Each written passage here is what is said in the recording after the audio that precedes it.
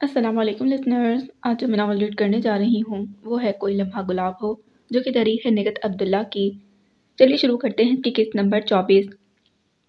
اماں میرے پاس بیٹھو۔ راہیل نے اماں کا ہاتھ پکڑ کر اپنے پاس بٹھا لیا، پھر کہنے لگا، آپ کو پتہ ہے ارشبا کا رزلٹ آنے والا ہے؟ ہاں بتا تو رہی تھی، اماں نے کہا تو وہ کچھ دیر انہیں دیکھتا رہا، پھر پوچھنے لگا، آپ کو اپنا وعدہ یاد ہے؟ کون سا وعدہ؟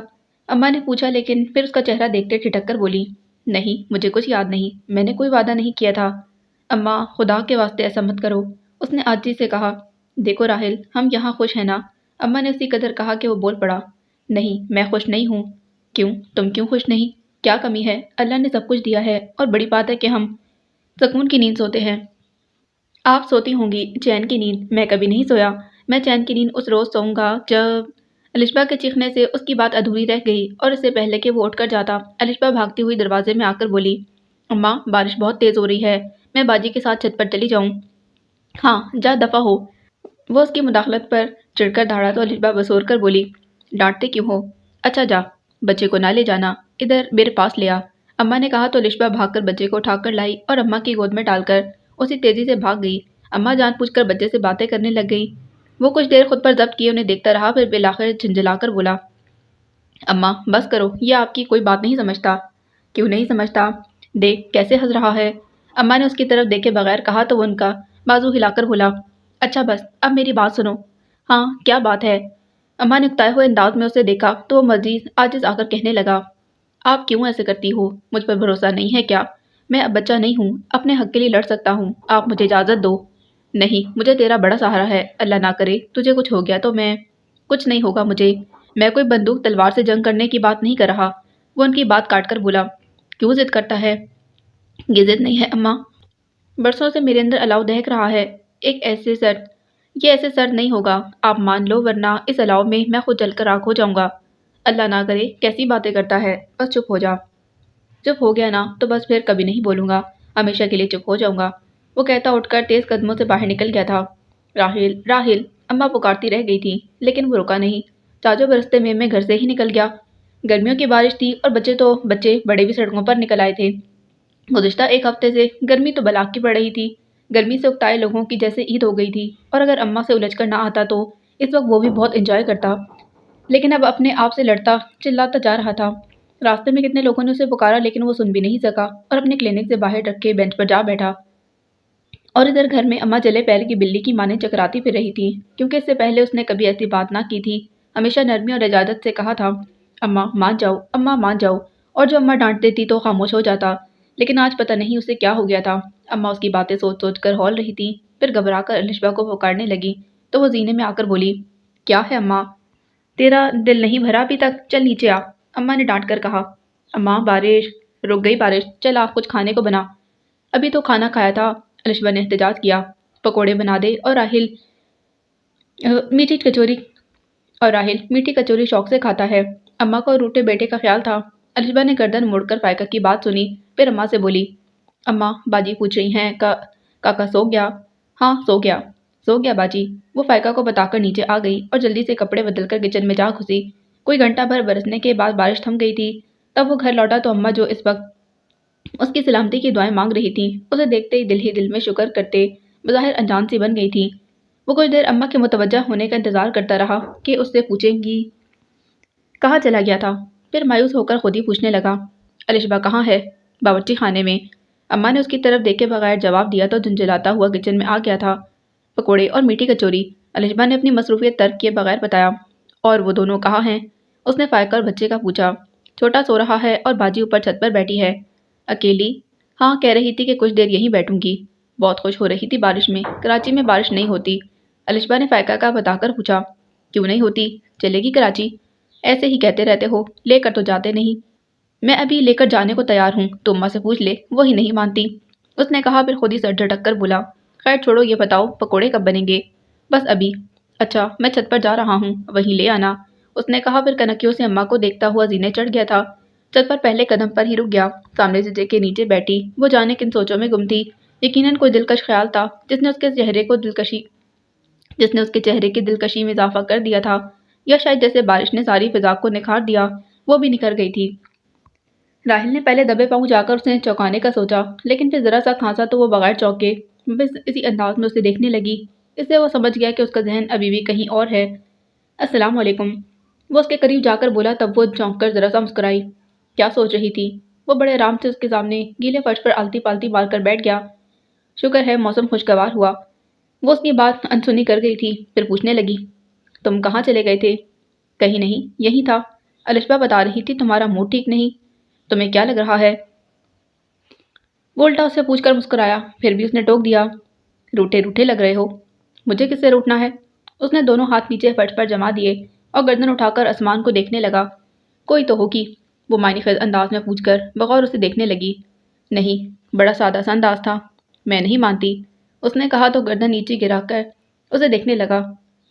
क्यों? क्योंकि ये फितरी जज्बा है। हर शख्स पर एक ऐसी उम्र आती है जब मैं इस उम्र से आगे निकल आया हूँ। वो उसकी बात पूरी होने से पहले बोल पड़ा, तो वो भी बोल गई। चलो तो जब इस उम्र में थे तब की बात छोड़ो, अभी की बात करो। तुम बताओ, अभी मेरे आने से पहले क्या सोच रही थी? मैं शरी को सोच रही थी, उसने अभी इसी कदर कहा कि बोल पड़ा। कब तक उसे सोचती रहोगी? जब तक सांस है, वो कहकर कुछ अनजान सी बन गई थी। और तुमने अपने बारे में क्या सोचा है? वो पूछने से बात न रह सका। अपने बारे में क्या सोचूं? वो उसका मतलब समझकर बेदिली से बोली, यही कि इतनी लंबी उम्र तन्हा नहीं कट सकती। मैं तुमसे इख्तिलाफ नहीं करूंगी, लेकिन जिसके नसीब में लंबी तन्हाई काटना लिखा हो वो क्या करे? नसीब में वही लिखा जाता है जो इंसान खलूस और नेक नियति से सोचता और चाहता है। और अगर मैं सोचूं और चाहूं कि मुझे शहरी दोबारा मिल जाए तो क्या मिल जाएगा? वो नहीं, इस जैसा तो मिल सकता है।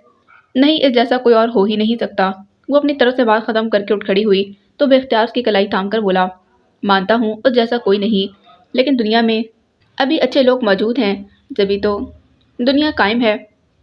वो जो उसकी हर बात का जवाब दिए जा रही थी, अभी लाजवाब तो ना हुई थी, बस उसकी बेख्तियार हरकत से गंग हो गई थी। गलत कह रहा हूँ क्या? राहिल ने उसे देखते हुए उसका हाथ छोड़ दिया था। रात धीरे धीरे भीग रही थी। बारिश से गर्मी का जोर टूट गया था, या शायद छतों पर ठहरे पानी की वजह से पंखे की हवा ठंडी लग रही थी। उसका दिल चाह रहा था कि सुकून से सो जाए, लेकिन नींद आने को ना दे रही थी। कपड़े बदल बदल कर बदन भी दुखने लगा। आखिर थक कर उसने बिस्तर छोड़ दिया। कुछ देर मध्यम रोशनी में अम्मा को देखती रही, फिर बच्चे की तरफ से इत्मीनान करके बहुत एहतियात से कमरे से निकल आई। अभी भी बूंदाबांदी हो रही थी।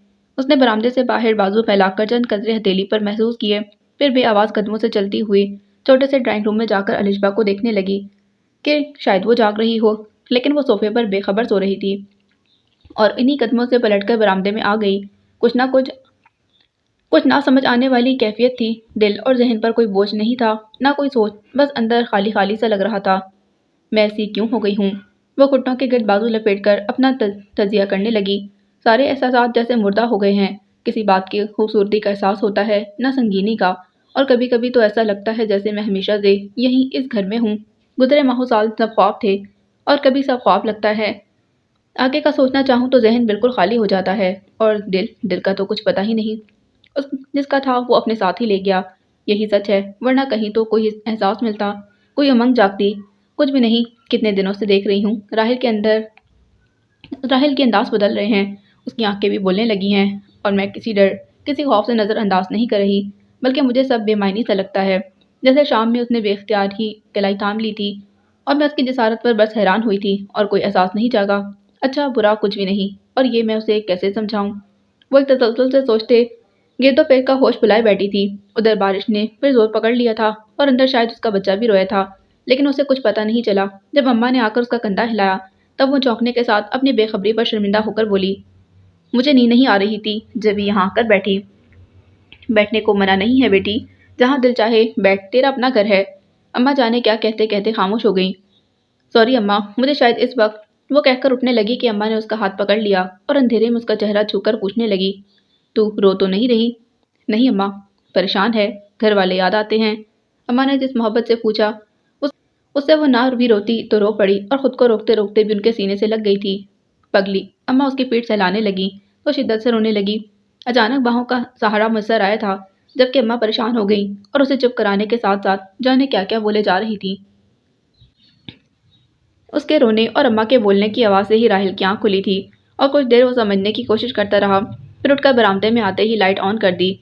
अम्मा उसे देखकर बिगड़ने लगी। पहले पुकार नहीं सकता था, ऐसे चुप चुपाते चला आया। یہ کیوں رو رہی ہے؟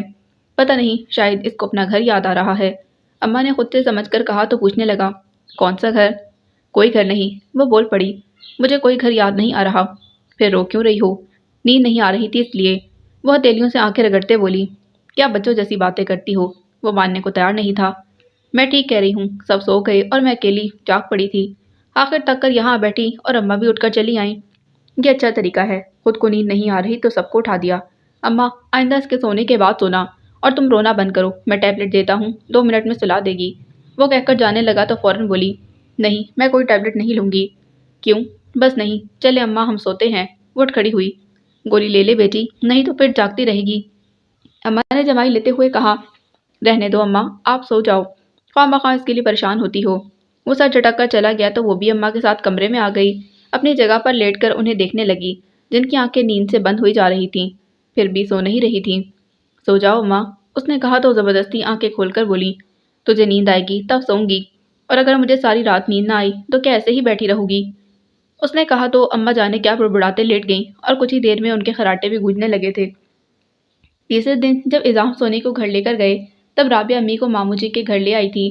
گو کہ اس نے امی کو سونی کے بارے میں کچھ نہیں بتایا تھا، بس یہی کہتی رہی کہ وہ ڈری سہمی ہوئی ہے، باقی سب ٹھیک ہے، اور امی نے اس کا یقین کر لیا تھا، لیکن سونی کو دیکھتے سمجھ گئی تھی کہ ان کی بیٹی کے نصیب میں بھی سیاہی بھر گئی تھی، اور خود پر بہت ضبط کرتے اس کا زرد چہرہ ہاتھوں میں لے کر کچھ دیر اسے دیکھتی رہی، پھر دکھ سے بولی، تو مر جاتی تو میں سب کے سامنے رہ سکتی تھی، اب تو چپ کر بھی۔ ان کی آواز حلق میں ہی اٹک گئی اور اگلے پل وہ اسے سینے میں بھیج کر پھوٹ پھوٹ کر رونے لگی تھی۔ امی، رابعہ نے انہیں کندھوں سے تھام کر الگ کرنا چاہا، لیکن اعظام نے اشارے سے اسے روک دیا۔ تبھی مامی جی اور اسما بھی بھاگی چلی آئی تھیں۔ ارے رونے کی کیا بات ہے، شکر کرو جان بچ گئی، مامی جی امی کو تسلی دینے لگی، کیونکہ اعظام نے انہیں یہی بتایا تھا کہ وہ سونی کو لا رہے تھے تو راستے میں ایکسیڈنٹ ہو گیا، جس سے سونی سہمی ہوئی ہے۔ جبھی وہ اسی حساب سے بول رہی تھی۔ بس کریں امی، مت پریشان کریں اسے، اعظام بھائی آپ ہی نے سمجھائیں۔ اعظام نے بھی مامی جی اور اسما کے ساتھ رابعہ کو بھی کمرے سے نکال دیا تھا، پھر امی کو سونی سے الگ کر دیا، لیکن چپ کرانے میں ناکام ہو گئے تو عاجز آ کر بولے، خدا کے لیے پھپھو اس معصوم پر رحم کریں، آپ کے آنسو اسے مجرم بنا رہے ہیں، تمہارے پھپھا تو مجھے امی روتے ہوئے اسی قدر کہہ سکی تھیں، پھپھا جان کو میں سمجھا دوں گا۔ نہیں سمجھا سکتے، مار ڈالیں گے اسے۔ کیوں مار ڈالیں گے، کیا کیا ہے اس نے؟ وہ اچانک تیز ہوتے ہوئے بولے تھے، لیکن پھر سونی کو دیکھ کر ہونٹ بھیج گئے، جو امی کی بات پر مزید درد پڑ گئی تھی۔ چلے اٹھے، میں آپ کو گھر چھوڑاؤں، قدرے توقف سے اعظام نے امی سے کہا تو وہ سونی سے بولی، چلو تم بھی اٹھو، اور خبردار جب آپ کے سامنے اس طرح مسکین بن کر بیٹھی۔ وہ آپ اعظام کچھ کہتے کہتے رہ گئے، پھر دروازے تک جا کر رابعہ کو پکار لیا اور اس کے آنے پر بولے، پھپھو جا رہی ہیں اور سونی بھی۔ سونی؟ رابعہ نے ایک نظر سونی پھر امی کو دیکھا تو کہنے لگی، اس کا یہاں رہنا ٹھیک نہیں ہے، گھر لے چلو، اور اسے کہو اس طرح چپ نہ بیٹھے، ورنہ تمہارے باپ کو ساری حقیقت بتانی پڑے گی۔ چلے پھر، لیکن اسما کھانا بنا رہی ہے۔ رابعہ نے اس وقت کوئی بحث نہ کی تھی۔ منع کرو۔ امی اٹھ کھڑی ہوئی اور سونی کی طرف ہاتھ بڑھا دیا، وہ نظریں چرا کر خود کھڑی ہو گئی تھی۔ پھر مامی جی نے بہت کہا کہ کھانا کھا کر جائیں، لیکن امی نہیں رکی اور خود ہی سونی کا ہاتھ پکڑ کر باہر نکل گئی۔ رابعہ اسما اور مامی جی سے معذرت کر کے اعظام کے ساتھ باہر آ گئی تھی۔ اعظام کو سونی کے ساتھ امی کا رویہ بری طرح کھل رہا تھا، لیکن اس وقت انہیں خاموش رہنا بہتر لگا، اور اسی خاموشی سے وہ انہیں گھر چھوڑ کر چلے گئے۔ تب امی نے رابعہ کو پکڑ لیا، تم نے مجھ سے جھوٹ کیوں بولا تھا، اسی وقت سچ کیوں نہ بتایا، اب بتاؤ میں تمہارے باپ سے کیا کہوں گی، وہ تو سارا الزام اعظام کے سر پر ہی رکھیں گے کہ وہی اسے لے کر گیا تھا، تو آپ کو زیادہ فکر اعظام بھائی کی ہے کہ کہیں ان پر الزام نہ آ جائے۔ رابعہ بری طرح سلگ گئی تھی۔ کیوں نہ کروں میں اس کی فکر، ہر اچھے برے وقت میں کام آتا ہے، اپنی اولاد سے تو امید نہیں، بیٹا گھر بسا کر الگ ہو گیا، اور بیٹیوں کے نصیب میں بسنا نہیں لکھا۔ رابعہ نے ان کی بات پوری کی تھی۔ ٹھیک کہتی ہو، بیٹیوں کے نصیب ہی برے ہیں، پتہ نہیں کیا گناہ ہوا تھا مجھ سے جو ساری کرم جلی میرے ہی گھر پیدا ہو گئی۔ امی کے لہجے میں دکھ سمیٹ آیا تھا، جب ہی رابعہ نے خاموشی اختیار کر لی، کچھ دیر رک کر ان کے پاس آ بیٹھی تھی۔ آپ ابو سے کیوں ڈر رہی ہیں، جو کچھ ہوا اس میں ہمارا کیا قصور، میں خود ابو کو ساری حقیقت بتا دوں گی، بس آپ سونی کو کچھ نہ کہیں۔ کیا ہوگا اس لڑکی کا؟ امی کی آنکھوں سے پھر جھڑی لگ گئی تھی۔ جو اللہ کو منظور، سبھی اس پر چھوڑ دیں، وہ بہتر انصاف کرنے والا ہے، اس نے امی کے آنسو صاف کرتے کہا۔ اللہ سمجھے اس نامراد سے میری معصوم بچی کے ساتھ جو زیادتی کی، اللہ اس کے آگے لائے۔ اب وہ اسے کوسنے دینے لگی تھی۔ بیگم افندی اپنے نام کا اشتہار لگوانے کا بدلہ لینے کے بعد بھی سکون سے نہ بیٹھی تھیں۔ رابعہ کی ان فضول حرکتوں کے باعث ان کا وقت ضائع ہو رہا تھا، جبکہ وہ جلد از جلد فائقہ تک پہنچنا چاہتی تھیں۔ لندن میں 15 دن قیام کے بعد جب وہ واپس آئیں تو سب سے پہلے ایس پی جنید خان کو فون کر کے اپنی آمد کا بتاتے پوچھنے لگیں، خان صاحب، میری بہو کا کچھ پتہ چلا؟ نہیں بیگم صاحبہ، آپ نے کارروائی ہی نہیں کرنے دی، جنید خان نے کہا تو چیخ کر کہنے لگیں۔ کیا کارروائی کرنا چاہتے ہیں آپ؟ معاف کیجیے گا بیگم صاحبہ، مجھے بار بار ہی کہنا پڑ رہا ہے کہ ہم اس وقت تک کسی پر ہاتھ نہیں ڈال سکتے جب تک آپ رپورٹ درج نہیں کرائیں گی۔ آخر اس سے کیوں گریز کر رہی ہیں؟ چونکہ میں تھانے کچہریوں میں اپنی بہو کا اشتہار نہیں لگوانا چاہتی، انہوں نے کہا تو فوراً بولے۔ اخبار میں تو لگوا چکی ہیں۔ اخبار کی بات اور ہے، وہ پڑھے لکھے لوگوں کے ہاتھ میں جاتا ہے۔ وہ اندر اندر تل ملا کر بولی، تو ایسا کریں کہ ایک اشتہار اور لگوا دیں، میرا مطلب ہے کوئی انعام وغیرہ رکھیں، شاید انعام کی لالچ میں۔ جنید خان نے ان کی خاموشی محسوس کر کے بات ادھوری چھوڑ دی۔ بیگم افندی سوچتے بولی، کہہ تو آپ ٹھیک رہے ہیں، اس طرح جو بھی شخص آپ کے پاس آئے آپ فوراً کال کیجیے گا۔ اچھی بات ہے، انہوں نے سلسلہ منقطع کر دیا اور خود پر بہت جبر کر کے فائقہ کے گھر کا نمبر ملانے لگی، جبکہ دل بالکل نہیں چاہ رہا تھا اس گھر کے کسی بھی فرد سے بات کرنے کو۔ یہ جاننے سے دلچسپی تھی کہ سونی والے آنے کے بعد اس گھر کے افراد پر کیا بیت رہی ہے، کیونکہ دل میں چوٹ تھا اس لیے خود کو انجان ظاہر کرنے کی لاشعوری کوشش کی تھی۔ ہیلو، دوسری طرف رابعہ تھی۔ میں فائقہ کی ساس بات کر رہی ہوں، انہوں نے کہا تو رابعہ جانے کیا سوچ چکی تھی کہ بڑے آرام سے پوچھنے لگی، جی آنٹی کیسی ہیں آپ؟ میں بالکل ٹھیک ہوں۔ وہ بمشکل اپنی حیرت چھپا سکی تھیں۔ لندن سے کب آئیں؟ رابعہ نے پوچھا۔ ابھی یہ بتاؤ فائقہ کا کچھ پتہ چلا؟ انہوں نے اختصار سے کام لے کر پوچھا۔ بس اتنا کہ وہ جہاں بھی ہے اپنے بچے کے ساتھ خیریت سے ہے۔ رابعہ نے ان کے اندر بے چینی پھیلا دی کہ کیا مطلب، کیسے پتہ چلا؟ اس کا فون آیا تھا۔ رابعہ یقیناً ان کی کیفیت سے محظوظ ہو رہی تھی۔ کب، کہاں سے؟ پتہ نہیں، میرا مطلب ہے اس نے بتایا نہیں، میں نے بہت پوچھا لیکن عجیب پاگل لڑکی ہے، وہ اندر ہی اندر تلملا رہی تھی۔ بس آنٹی کیا کہوں، پھر فون کرنے کو کہا تھا اس نے؟ انہوں نے جلدی سے پوچھا کہ کہیں رابعہ فون بند نہ کر دے۔ جی، لیکن ابو نے منع کر دیا۔ رابعہ نے بتایا تو وہ چیخ کر پوچھنے لگی، کیوں منع کر دیا؟ کیونکہ ابو سے بہت ناراض ہیں، کہتے ہیں اب کبھی اس کی شکل نہیں دیکھیں گے، اور اسے بھی یہی کہا کہ پھر کبھی فون نہ کرے۔ بہت غلط کیا اعزاز صاحب نے، میں مانتی ہوں فائقہ نے غلط قدم اٹھایا ہے، پھر بھی اس کے حال پر تو نہیں چھوڑ سکتے، کیونکہ وہ نادان ہے، بے وقوف ہے، اسے سمجھایا جا سکتا ہے۔ جی، لیکن ابو کو کون سمجھائے؟ میں بات کرتی ہوں ان سے، کہاں ہیں اس وقت؟ وہ جو اس گھر کے کسی فرد سے بات نہیں کرنا چاہتی تھی، اب بس نہ چل رہا تھا کہ ایک سے فائقہ کے بارے میں پوچھیں۔ ابو تو ابھی آفس سے نہیں آئے، رابعہ نے بتایا تو پھر بے صبری کا مظاہرہ کرنے لگی۔ کب تک آئیں گے؟ کچھ کہہ نہیں سکتی۔ اچھا میں پھر فون کروں گی، اور ہاں تم نے بچے کا بتایا تھا؟ انہوں نے ایک دم خیال آنے پر پوچھا تو ادھر وہ انجان بن گئی۔ کون سا بچہ؟ فائقہ کا کیا ہے، بیٹا یا بیٹی؟ ان کی جھنجھلاہٹ عیاں ہونے پر رابعہ کھلکھلائی، بیٹا، میرے شہری کا بیٹا۔ وہ اچانک ہر بات بھلا کر صرف ایک بات پر خوش ہو گئی تھیں، یوں جیسے اپنے اصل مقصد میں کامیاب ہو گئی ہوں۔ فوراً ادھر سے رابطہ منقطع کر کے اپنے لیگل ایڈوائزر ابرار قریشی کے نمبر کو ملانے لگی اور ان کی آواز سنتے کہنے لگیں، ابرار صاحب، میں ابھی لندن سے لوٹی ہوں اور یہاں مجھے زبردست خوشخبری سننے کو ملی ہے۔ ماشاءاللہ، ابرار قریشی مشاق ہو گئے تھے۔ میرے شہری کا بیٹا ہوا ہے، انہوں نے خوشی سے بتایا۔ ماشاءاللہ، بہت بہت مبارک ہو۔ فائقہ آ گئی کیا؟ ابرار قریشی نے مبارکباد کے ساتھ ہی پوچھا تو جیسے ہوش میں آئی۔ نہیں، اس کا فون آیا تھا، اس نے بتایا کہ اس نے شہری کے وارث کو جنم دیا ہے۔ انہوں نے بہت سنبھل کر وارث کا حق جتایا تھا۔ اچھا، ایک خبر میرے پاس بھی ہے، ابرار قریشی نے کہا تو فوراً بولی، اچھی خبر سنائیے گا۔ اتنی اچھی تو نہیں ہو سکتی جتنی آپ نے سنائی ہے۔ بہرحال اسفندیار اپنی والدہ اور بہن کے ساتھ آ رہے ہیں۔ ابرار قریشی نے گویا ان کی ساری خوشی پر پانی پھیر دیا، پھر بھی وہ بظاہر خوش ہو کر پوچھنے لگیں، اچھا کب؟ کوئی دن تاریخ تو انہوں نے نہیں بتائی، بس یہی کہا کہ جلد آئیں گے۔ دعا کریں ابرار صاحب فائقہ بھی آ جائے، میں اس کے لیے بہت پریشان ہوں۔ وہ اسفندیار کے بارے میں مزید بات نہیں کرنا چاہتی تھیں، اس لیے فوراً ہی فائقہ کا ذکر لے آئی تھیں۔ آ جائے گی، جب فون کیا ہے تو خود بھی آ جائے گی۔ ابرار قریشی کا انداز تسلی دینے والا تھا۔ خدا کرے، اور ہاں میں پھر اخبار میں اشتہار لگوا رہی ہوں، سوچ رہی ہوں انعام کے لیے بھاری رقم کا اعلان کر دوں۔ ہاں اس طرح ممکن ہے اس کا اتا پتہ مل جائے۔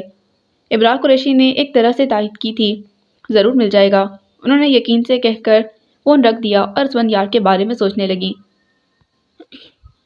وہ بچے کو تبکنے کے ساتھ بہت دھیمی آواز میں کوئی لوری بھی گنگنا رہی تھی کہ اچانک شور کی آواز سے چونک کر دروازے کی طرف دیکھنے لگی، لیکن کچھ سمجھ نہیں آیا تو جلدی سے اٹھ کر کمرے سے نکل آئی۔ جب راحیل کے ہاتھ میں اخبار دیکھا تو سمجھ گئی کہ رشبہ کا رزلٹ آ گیا ہے، جبھی وہ شور مچا رہی تھی۔ رول نمبر بتاؤ۔ راحیل اخبار والا ہاتھ اوپر اٹھائے اصرار کر رہا تھا۔ نہیں، میں خود دیکھوں گی۔ الشبہ بضد تھی، ساتھ ہی اچھل اچھل کر اخبار جھپٹنے کی کوشش کر رہی تھی۔ وہ کچھ دیر دلچسپی سے دونوں کو دیکھتی رہی، پھر قریب جا کر راحیل سے بولی، کیوں تنگ کر رہے ہو اسے؟ دے دو، وہ خود ہی دیکھے گی۔ میں اگر دیکھ کر بتاؤں گا تو کوئی گناہ ہو جائے گا۔ راحیل اس کی طرف متوجہ ہوا تھا تو بے دہانی میں اوپر اٹھا ہاتھ بھی نیچے گر گیا اور اسی پل اخبار جھپٹ کر بھاگ گئی تھی۔ ارے، وہ اس کے پیچھے جانے لگا، لیکن پھر رک کر اسے گھورنے لگا تو وہ ہنس پڑی۔ اب تم مجھے الزام دو گے؟ کس کس بات کا الزام دوں تمہیں؟ تم نے تو… وہ جانے کیا کہتے کہتے ایک دم خاموش ہوا، پھر فوراً پلٹ کر اپنے کمرے میں چلا گیا تو اس نے ڈوبتے دل کے ساتھ پہلے پلٹ کر الشبہ کو دیکھا، پھر اس کے پیچھے چلی آئی اور دروازے میں رک کر پکارنے لگی، راحیل۔ وہ کسی روٹے بچے کی طرح اس کونے سے چلا گیا جہاں کمپیوٹر رکھا تھا۔ راحیل، تم مجھ سے کچھ کہنا ہے؟ مجھے تم سے کچھ کہنا ہے۔ وہ اندر چلی آئی، اس کے لہجے میں عاجزی تھی۔ میں سن رہا ہوں۔ وہ بے نیازی برتنے لگا تو وہ اپنے آپ میں جھنجھلانے لگی، تم ایسے کیوں کر رہے ہو؟ میری بات سنو۔ کہو گی تو سنوں گا۔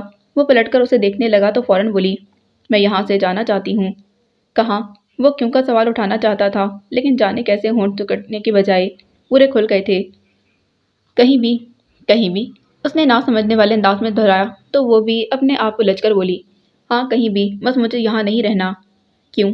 یہ میں نہیں بتا سکتی، اس نے کہا تو وہ یقین سے بولا، میں بتا سکتا ہوں، مجھ سے بھاگنا چاہتی ہو نا؟ ہاں، لیکن تم غلط سمجھ رہے ہو، اس نے اعتراف کے ساتھ کہا تو وہ رخ موڑ کر کمپیوٹر آن کرتے پوچھنے لگا، کیا غلط سمجھ رہا ہوں؟ پہلے تم بتاؤ تم نے کیسے کہا کہ میں تم سے بھاگنا چاہتی ہوں؟ وہ خاموش رہا تو کچھ دیر انتظار کے بعد وہ خود ہی کہنے لگی، سنو راحیل، میں کوئی نوعمر نادان لڑکی نہیں ہوں جو بدلتے رویوں کو سمجھ نہ سکوں، اور نہ ہی میں اتنی چلاک اور خود غرض ہوں کہ اپنے مفاد کی خاطر دوسرے کی مجبوری سے فائدہ اٹھا لوں، بلکہ مجھے ہمیشہ دوسروں کا خیال رہا ہے، اور ابھی بھی اگر میں یہاں سے جانا چاہتی ہوں تو میرے پیش نظر تمہاری بھلائی ہے۔ وہ فوراً ریوالونگ چیئر اس کی طرف گھما کر اسے دیکھنے لگا، لیکن بولا کچھ نہیں۔ میں ٹھیک کہہ رہی ہوں، تم جس راہ پر چلنا چاہ رہے ہو اس پر تو میں تمہارے ساتھ نہیں چل سکتی۔ یہ میں تمہارے اور اپنے درمیان کسی فرق کے باعث نہیں کہہ رہی، بلکہ میں راہوں سے پلٹنا نہیں چاہتی، یا اگر چاہوں بھی تو نہیں پلٹ سکتی، کیونکہ میرا دل میرے ساتھ نہیں ہے، اور سارے معاملے تو دل کے ساتھ چلتے ہیں۔ تم میری بات سمجھ رہے ہو نا؟ اس نے ذرا دیر کو سر جھکایا، پھر اسے دیکھ کر پوچھنے لگا، میں نے تم سے کچھ کہا ہے؟ نہیں، لیکن میں خود سمجھ سکتی ہوں۔ اس کے لہجے میں بے چارگی تھی، جیسے وہ کہہ رہی ہو، یہ سب نہیں ہونا چاہیے۔ تو یہ بھی سمجھ لو کہ میں تمہیں کبھی کسی بات کے لیے مجبور نہیں کروں گا، لیکن اپنے دل پر مجھے اختیار نہیں ہے، اور نہ میں اسے اختیار میں رکھنا چاہتا ہوں، کیونکہ مجھے دل کی بے اختیاری بہت مزہ دیتی ہے، اس کا پاگل پن بڑے حسین خواب دکھاتا ہے۔ وہ ایک نادیدہ نقطے پر نظریں مرکوز کیے کسی احساس میں گھر کر بولا جس کا اس کی آنکھوں میں دیکھ کر وہ سہم گئی، یہ حسین خواب بہت رلاتے ہیں راحیل، اگر انہیں پانے کی تمنا کی جائے اور وہ پوری نہ ہو تب۔ اس نے کہہ کر اسے دیکھا تو سینے سے آپ ہی آپ گہری سانس خارج ہو گئی۔ تم… وہ اسی قدر کہہ سکی، پاگل کہہ لو۔ وہ ہنسا۔ وہ ذرا سا نفی میں سر ہلا کر جانے لگی تو اس نے پکار لیا، سنو، پریشان مت ہو، اور ہاں، اور اگر تم کہیں بھی جانے کے بجائے اپنے گھر جانے کی بات کرو تو میں سنجیدگی سے سوچ سکتا ہوں۔ پہلے فون تو کراؤ، کتنے دنوں سے کہہ رہی ہوں۔ اسے گھر کے ساتھ ہی فون کا خیال آیا، کل اتوار ہے نا، کل لے چلوں گا، لیکن روؤں گی نہیں میں، وہ جلدی سے کہہ کر اس کے کمرے سے نکل گئی تو الشبہ کو روتے دیکھ کر پریشان ہو گئی۔ ہائے، کیا ہوا اماں، اسے کیا ہوا؟ پتہ نہیں، مجھے تو بتا نہیں رہی۔ اماں جیسے اسے پوچھ پوچھ کر تھک چکی تھیں۔ الشبہ، اس نے بیٹھ کر الشبہ کے کندھے پر ہاتھ رکھا تو وہ اونچی آواز میں رونے لگی۔ کیا ہوا؟ راحیل رونے کی آواز سن کر فوراً آ گیا اور الشبہ کے ہاتھ سے اخبار دیکھتے سمجھ کر پوچھنے لگا، فیل ہو گئی کیا؟ جی نہیں، وہ چھل کر بولی، الشبہ فیل نہیں ہو سکتی، اسی لیے تو رو رہی ہے۔ راحیل نے الشبہ کے ہاتھ سے اخبار لیتے کہا، ہیں الشبہ، بتاؤ نا۔ اس نے الشبہ کا کندھا ہلایا تو وہ اس کے گلے لگ کر اس طرح روتے ہوئے بولی، میں فیل ہو گئی۔ رول نمبر بتاؤ۔ راحیل نے اخبار پھیلا کر پوچھا۔ میں نے دیکھ لیا، نہیں ہے۔ تم بتاؤ نا، اس نے تیزی سے کہا تو الشبہ نے نمبر بتا کر چہرہ ہاتھوں میں چھپا لیا تھا۔ وہ کبھی الشبہ کو چپ کرانے کی کوشش کرتی، کبھی اسے دیکھنے لگتی۔ بڑا شوق تھا، میں خود دیکھوں گی، اور یہ بھی اس کی طرفداری کرنے آ گئی، جبکہ مجھے پتا تھا کہ اسے بوکھلاہٹ میں کچھ سمجھ نہیں آئے گی۔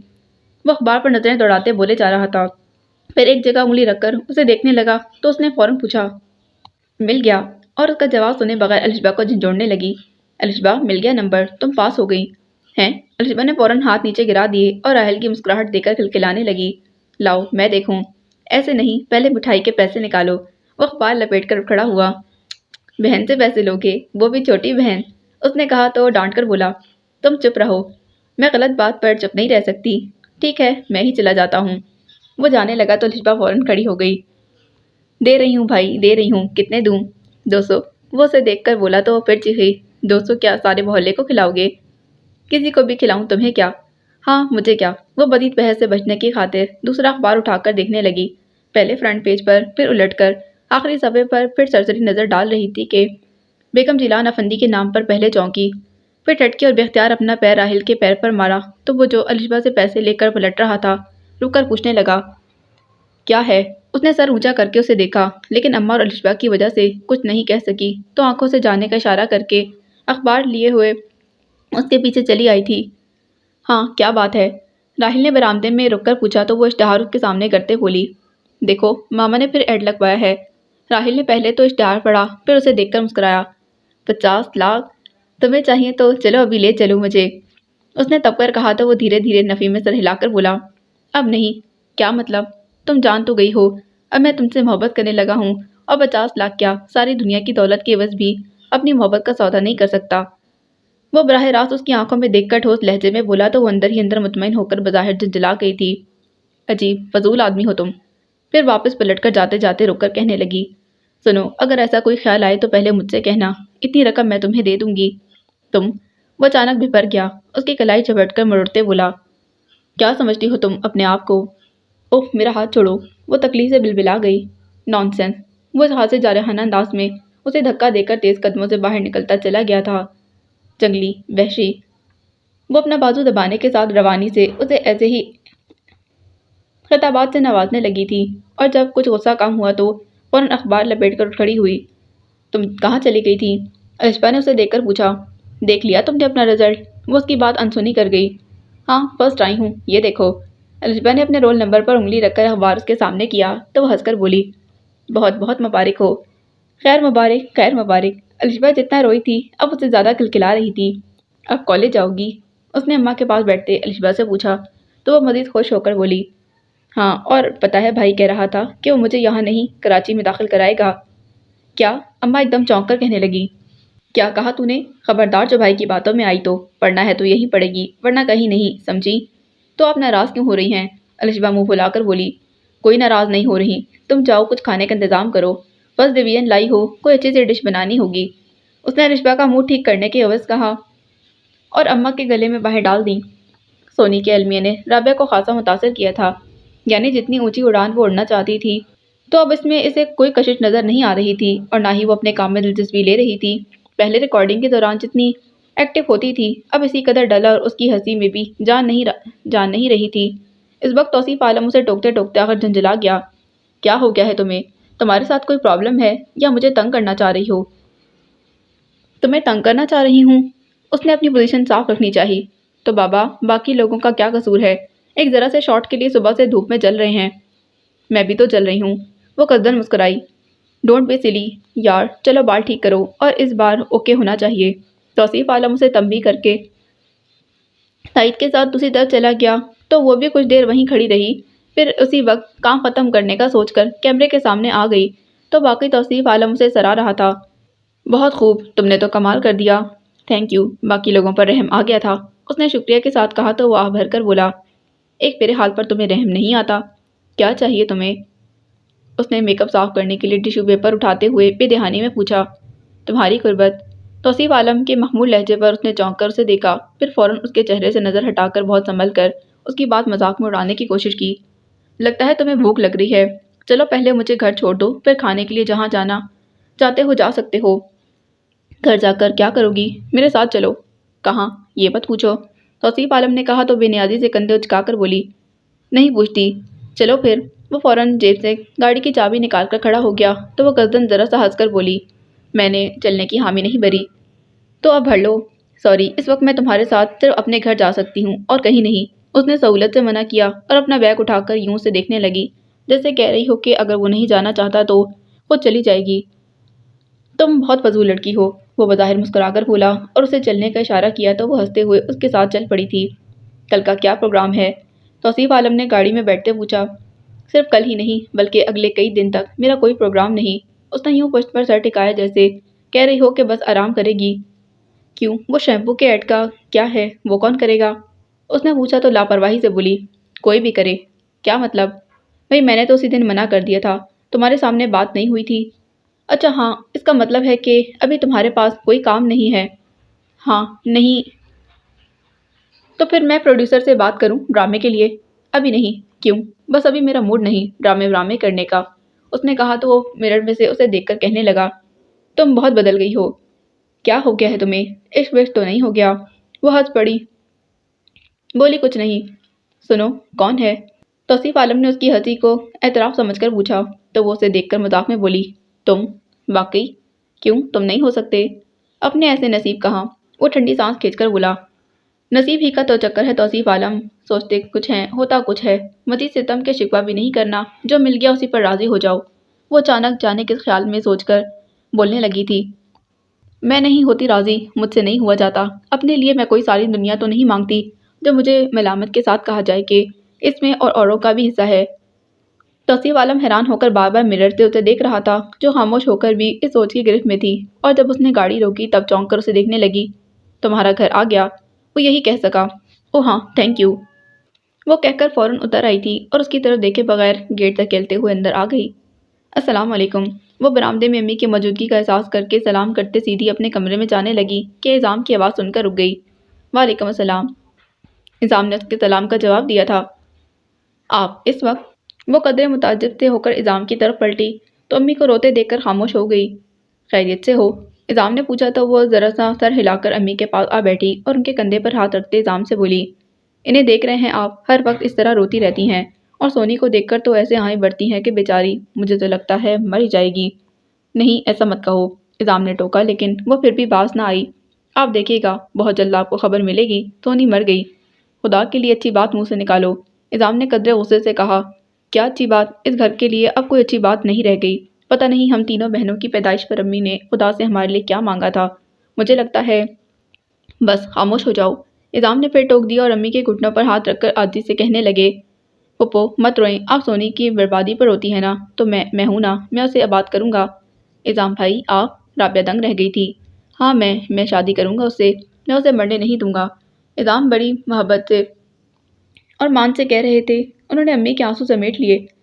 मैं कल ही अम्मा अब्बा को आपके पास भेजूंगा, आप मना ना कीजिएगा। सोनी, आपको पता है अज़ल से ही वो मेरे नसीब में लिखी गई थी और मैं अपने नसीब का गिला नहीं करता। मेरे रब ने हमेशा मेरी बसात से बढ़कर नवाजा है, ये भी उसका इनाम है। लेकिन बेटा, अम्मी के समझ में नहीं आ रहा था कि क्या कहें। वो मुझसे बहुत छोटी है, यही ना? इज़ाम ने कहा तो अम्मी से पहले राबिया बोल पड़ी। नहीं, ये बात नहीं, और भी कोई बात नहीं है, इज़ाम जोर देकर बोले। फिर अम्मी के हाथ थाम कर कहने लगे, बस अब आप सोनी के लिए नहीं रोएंगी, और बड़ी दोनों भी अपने हर अच्छे बुरे अमल की जिम्मेदार हैं। आपको इनकी फिक्र करने की ज़रूरत नहीं। हाँ, अपनी फ़िक्र खुद कर सकते हैं। राबिया ने माहौल की सोगवारी दूर करने की खातिर हल्के फुल्के अंदाज में कहा, फिर अम्मी के गले में बाजू डालकर उनके कान में सरगोशी की थी। मुबारक हो। वो बहुत सुकून से राहिल को इज़ाम के नंबर डायल करते हुए देख रही थी, और जब उसने रिसीवर वापस क्रैडल पर रखा तो उसकी बेचैनी अयां हो गई थी। क्या हुआ? इंगेज है, उसने कहा तो अपने आप से बोली। किससे बात कर रहे हैं इज़ाम भाई? अपनी गर्लफ्रेंड से, राहिल ने कहा तो वो चीख कर बोली, जी नहीं, वो ऐसे नहीं हैं। फिर कैसे हैं? एक तो वो इसे रिलैक्स करना चाह रहा था, दूसरा कुछ तंग करना भी मकसूद था। बहुत अच्छे, बहुत प्यारे। तो क्या अच्छे प्यारे लोगों की गर्लफ्रेंड नहीं होती? बल्कि इनकी तो एक नहीं कई एक। बस तुमने उन्हें देखा नहीं ना, जब भी ऐसी बातें कर रहे हो। उसने चिढ़कर कहा तो वो पूछने लगा, और जब देखूंगा तब कैसी बातें करूंगा? पता नहीं, तुम नंबर मिलाओ, वो उकताकर बोली तो उसने रिसीवर उठा लिया। फिर उसे देखकर पूछने लगा, तुम्हारी सास का नंबर ना मिलाऊं? क्यों, उनका क्यों? उनकी खैरियत भी मालूम कर लो। बल्कि ऐसा करता हूँ, मेरा मतलब है कि मैं उनसे बात करूंगा कि मैंने उनकी बहू को कहीं देखा है। फिर देखना कैसे वो इश्तियाक से बोलते उसकी तेज नज़रों पर बुरा सा मुंह बनाकर इज़ाम के नंबर डायल करने लगा। फिर पहले की तरह उसने खुद इज़ाम का पूछा तो इत्तेफाक से दूसरी तरफ वही थे। लो, वही हैं। اس نے فوراً ریسیور اسے تھما دیا۔ اعظام بھائی السلام علیکم۔ اس پر گھبراہٹ طاری ہو گئی۔ وعلیکم السلام، خیریت سے ہو؟ اعظام پہلے کی طرح بے قرار ہوئے تھے نہ بے اختیار۔ اس کے برعکس سیدھا سپاٹ انداز تھا جس سے وہ بجھ گئی تھی۔ جی آپ کیسے ہیں؟ تم ایسا کرو، رابعہ کا نمبر لکھو اور اس سے بات کر لو۔ انہوں نے اس کی بات کا جواب دیے بغیر کہا۔ جی۔ اس نے راحل کو پین کا اشارہ کیا تو اس نے فوراً جیب سے پین نکال کر اسے تھما دیا تھا۔ وہ جلدی جلدی نمبر لکھ کر پوچھنے لگی، آپ ناراض ہیں؟ دوسری طرف انہوں نے فون رکھ دیا۔ ہیلو۔ وہ حیران ہوئی اور راحل کو دیکھا تو اس نے ریسیور لے کر کان سے لگایا، پھر بولا، وہ شاید ناراض ہو گئے ہیں۔ وہ خاموش رہی تو پوچھنے لگا، اور کہاں کرنا ہے؟ یہ۔ اس نے رابعہ کا نمبر اس کے سامنے رکھ دیا تھا اور خود کو اسے بات کرنے کے لیے تیار کرنے لگی۔ اسے لگ رہا تھا جیسے اب وہ کچھ نہیں بول سکے گی کیونکہ اعظام کی ناراضگی کے خیال نے اسے آزردیوں میں دھکیل دیا تھا اور اس کا دل چاہ رہا تھا کسی تنہا گوشے میں منہ چھپا کر روتی جائے۔ راحل مسلسل نمبر ٹرائی کر رہا تھا لیکن نظریں اسی پر تھیں۔ پھر ریسیور نیچے رکھ کر اسے بولا، بیل تو جا رہی ہے لیکن کوئی ریسیو نہیں کر رہا۔ وہ خاموش رہی۔ سنو، تم کہیں رونے کا پروگرام تو نہیں بنا رہی؟ وہ ابھی بھی کچھ نہیں بولی۔ دیکھو، اگر ایسا کوئی پروگرام ہے تو پہلے سے بتا دو تاکہ میں… تم خاموش نہیں رہ سکتے؟ اس نے چڑھ کر کہا تو وہ کندھے اچکا کر بولی، رہ سکتا ہوں لیکن پھر مجھے الزام نہ دینا۔ کیا مطلب؟ خاموشی میں میرا دل مچلنے لگتا ہے اور آنکھیں وہ فسانے سنانے لگتی ہیں۔ جواب میں وہ کچھ کہہ کر مسکرایا۔ وہ سر جھٹک کر دوسری طرف دیکھنے لگی تو کچھ دیر کے لیے بالکل خاموشی چھا گئی جس سے وہ اور گھبرا کر بولی، نمبر ملاؤ نا۔ ادھر کوئی ہے ہی نہیں، لگتا ہے سب تم سے ناراض ہو گئے ہیں سوائے ایک میڈم آفندی کے جو تمہاری تلاش میں پاگل ہو رہی ہیں۔ ویسے انہوں نے 50 لاکھ کا اعلان کر کے اچھا نہیں کیا۔ ساری رات نیند نہیں آئی۔ وہ نمبر ڈائل کرنے کے ساتھ ساتھ بولے جا رہا تھا۔ پھر ریسیور رکھ کر اسے دیکھنے لگا تو وہ گہری سانس کے ساتھ بولی، مجھے تم سے پوری ہمدردی ہے اور میڈم آفندی سے ان پر مجھے رحم آتا ہے۔ کیوں؟ پتہ نہیں، شاید اس لیے کہ میں نے انہیں زندگی کے ہر معاملے میں بہت کامیاب دیکھا ہے۔ یہاں بھی وہ کامیاب ہو سکتی ہیں اگر جو اپنی سوچ میں تھوڑی لچک پیدا کرتی، بچے کے ساتھ بھی اپنے گھر میں رہنے دیتی تو پھر میں وہاں سے نکلنے کا سوچتی بھی نہیں، ہے نا؟ اس نے آخر میں اس کی تائید چاہی تو وہ پرسوچ انداز میں سر ہلا کر کہنے لگا، اس طرح وہ بہت آسانی سے تم سے چھٹکارا حاصل کر سکتی تھی۔ کیا مطلب؟ وہ بالکل نہیں سمجھی۔ 2-4 سال بعد تمہاری شادی کر دیتی تو تم بھی خوش، وہ بھی خوش، لیکن یہ بات ان کے ذہن میں نہیں آ سکتی تھی کیونکہ تمہیں مجھ سے ملنا تھا۔ وہ ذرا بھی سنجیدہ نہ ہو رہا تھا۔ شاید تم ٹھیک کہہ رہے ہو، وہ کہہ کر خود ہی رابعہ کے نمبر ڈائل کرنے لگی اور چند لمحوں بعد رابعہ کی آواز آئی تھی، ہیلو رابعہ، میں فائقہ، تم کیسی ہو؟ اس پر گھبراہٹ طاری ہو گئی۔ تمہاری حماقتوں نے ہمیں جینے کے قابل نہیں چھوڑا۔ رابعہ جیسے بھری بیٹھی تھی، کہاں دفان ہو گئی؟ پیچھے ساری مصیبتیں ہمارے لیے چھوڑ گئیں۔ تمہاری ساس نے پہلے اعظام بھائی کو گرفتار کروایا، پھر سونی کو اغوا کروا لیا۔ کیا کہہ رہی ہو؟ وہ ساری توانائیاں صرف کرتے ہوئے بھی کرسی سے اٹھ گئی تھی۔ ہاں، یہی سب ہو رہا ہے یہاں۔ تم آرام سے جہاں بیٹھی ہو وہاں بیٹھی رہو۔ نہیں رابعہ، میں آ رہی ہوں، مجھے بتاؤ سونی کہاں ہے؟ جہنم میں۔ رابعہ نے سلسلہ منقطع کر دیا۔ رابعہ میری بات سنو۔ وہ کریڈٹ پر ہاتھ مار کر چیخنے لگی۔ راحل نے اس کے ہاتھ سے ریسیور لے کر رکھ دیا تھا اور آہستہ سے اس کے کندھوں پر ہاتھ کا دباؤ ڈال کر بٹھایا۔ ٹیبل پر سر رکھ کر پھوٹ پھوٹ کر روئے جا رہی تھی، بس یہی کہے جا رہی تھی، سونی میری بہن۔ راحل سے اس کا بلک بلک کر رونا برداشت نہیں ہو رہا تھا۔ جب بھی اٹھ کر کمرے سے نکل آیا تھا کیونکہ اسے چپ کرانا اور بھی مشکل تھا، اور یہ نہیں تھا کہ وہ اسے اس کے حال پر چھوڑ آیا تھا، بلکہ چاہتا تھا کہ اس کے دل کا غبار دھل جائے، تب وہ اس کی دلجوئی کر سکتا تھا۔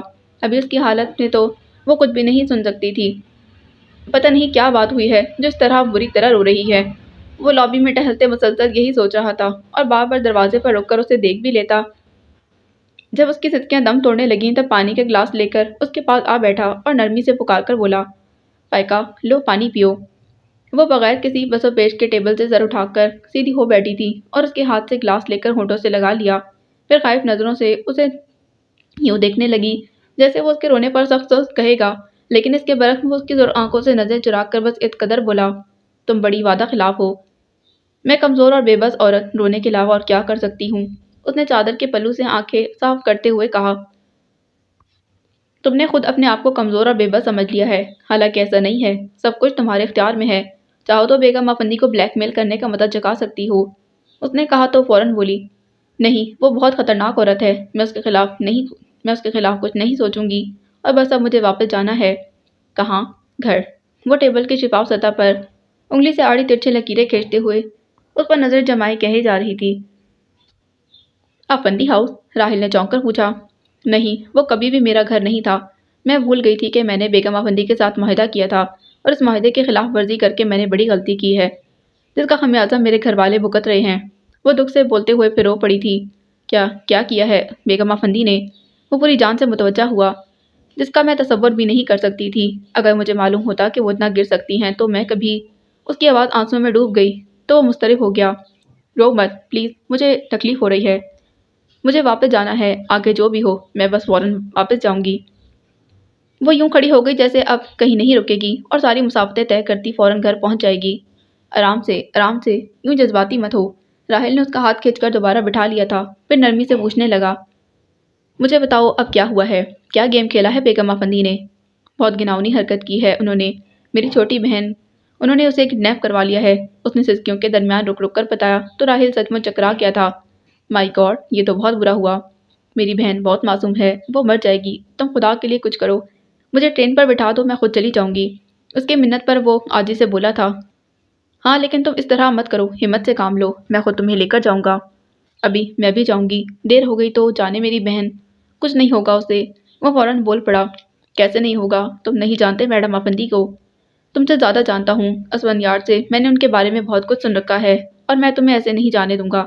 मेरा मतलब है, तुम पहले अपने अंदर हौसला पैदा करो। ये नहीं कि बच्चा उनके हवाले करके मिन्नतें करने खड़ी हो जाओ कि इसके बदले मेरी बहन वापस करो।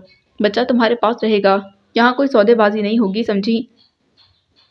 वो बहुत मजबूत लहजे में उसे समझा रहा था, लेकिन उस पर कुछ असर ना हुआ। बेबसी से बोली, नहीं, मैं उनके सामने खड़ी नहीं हो सकती। फिर तुम यहीं बैठी रहो, कोई ज़रूरत नहीं कहीं जाने की। उसने चिढ़कर कहा तो वो तेज़ होकर बोली, मैं अपने घर जाऊंगी, अपने अम्मी अबू के पास। मैडम अफंदी से मेरा कोई ताल्लुक नहीं। वाकई? उसने हैरत का इजहार किया तो वो जज्बुस होकर कहने लगी, देखो राहिल, मैं इस वक्त बहुत परेशान हूँ, तुम्हारी कोई बात समझ नहीं सकूंगी। यही तो मैं कह रहा हूँ कि मुंतशिर जहन के साथ कुछ मत सोचो। पहले रिलैक्स हो जाओ, फिर आराम से बैठकर कोई ऐसी तदबीर सोचेंगे कि बच्चा भी तुम्हारे पास रहे और तुम्हारी बहन भी मिल जाए। उसने जोर देकर कहा तो वो दुख से बोली, तब तक जाने क्या हो जाए। अब मैं कुछ नहीं कहूँगा। वो उठ खड़ा हुआ। चलो घर चलते हैं। नहीं, मैं पहले मैडम अफंदी से बात करूंगी। उसने कहकर रिसीवर उठाया तो वो फौरन क्रेडल पर हाथ रखकर पूछने लगा, क्या क्या बात करोगी उनसे? तो मुझे क्या समझते हो, जाहिल गवार? अब तक तो जैसे मैं हर बात हर काम तुमसे पूछ कर करती रही हूँ। मैडम अफंदी से मुआहदा शैली से शादी, और घर में भी मैंने तुम्हारे मशवरे से ही, और घर तो मैंने तुम्हारे मशवरे से ही छोड़ा था ना। वो सुलग गई थी। यही तो तुमने गलती की। अगर उस वक्त मुझसे मशवरा कर लेती तो। वो बेसाख्ता हंसा। अच्छा हाथ हटाओ। वो खुद ही उसका हाथ झटक कर नंबर डायल करने लगी और जब दूसरी तरफ बेल जाने लगी तो उसने गहरी सांस खींचकर गोया खुद को बात करने के लिए तैयार करने की सही की थी। हेलो। दूसरी तरफ मुलाजमा थी, जिसकी आवाज़ पहचानते ही उसने फौरन पूछा, मामा कहाँ हैं? कौन, छोटी बीबी? मुलाजमा की हैरत भरी आवाज़ में कुछ खुशी का अंसर भी शामिल था। हाँ, मामा घर पर हैं तो उनसे बात कराओ। हैं जी, घर पर हैं, मैं बुलाती हूँ। मुलाजमा गालिबन फ़ोन रखकर भागी थी और चंद लम्हों बाद बेगम अफंदी ने उसे दश्ते हजरत में धकेल दिया था। बाकी अगली किस्में।